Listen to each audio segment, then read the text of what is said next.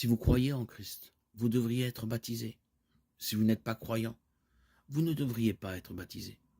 La principale raison pour laquelle un croyant doit être baptisé est l'obéissance à Christ. Dans la grande mission, Jésus dit à ses disciples, « Tout pouvoir m'a été donné dans le ciel et sur la terre. Allez, faites de toutes les nations des disciples et baptisons au nom du Père, du Fils et du Saint-Esprit, et enseignez-leur à observer tout ce que je vous ai prescrit.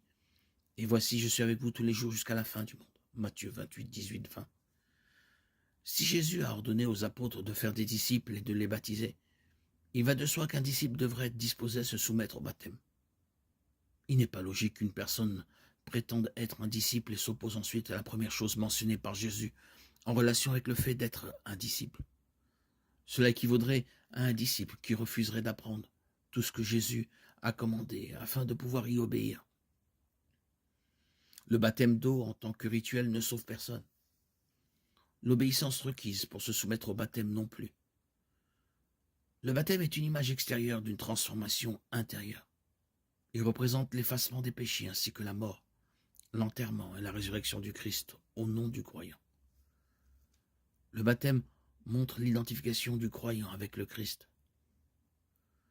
Dans le judaïsme du 1er siècle, le baptême n'était pratiqué que sur les non-juifs qui se convertissaient au judaïsme. Lorsque Jean a commencé à baptiser les juifs, ils admettaient qu'à cause de leurs péchés, ils n'étaient pas mieux lotis que les non-juifs. Comme les non-juifs, ils devaient se repentir. C'est pourquoi Jean répond aux chefs religieux qui ne se faisaient pas baptiser.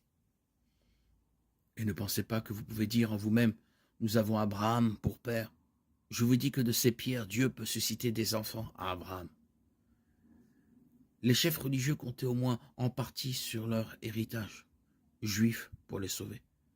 Mais Jean leur dit que leur héritage n'avait aucune importance. Le baptême de Jean était une déclaration publique de son péché et de la nécessité de se repentir en vue de la venue du Christ.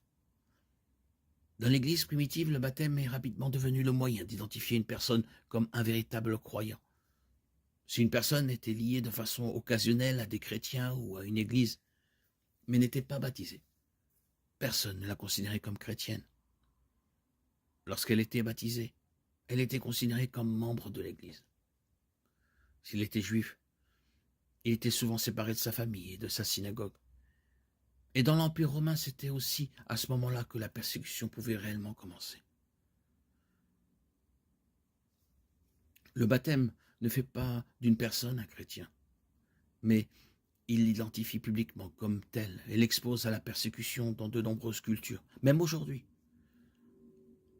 Ainsi, en obéissance au Christ, un croyant doit être baptisé. Le baptême du croyant est une image de l'effacement des péchés, de la mort et de la résurrection du croyant avec le Christ et de son identification publique comme chrétien.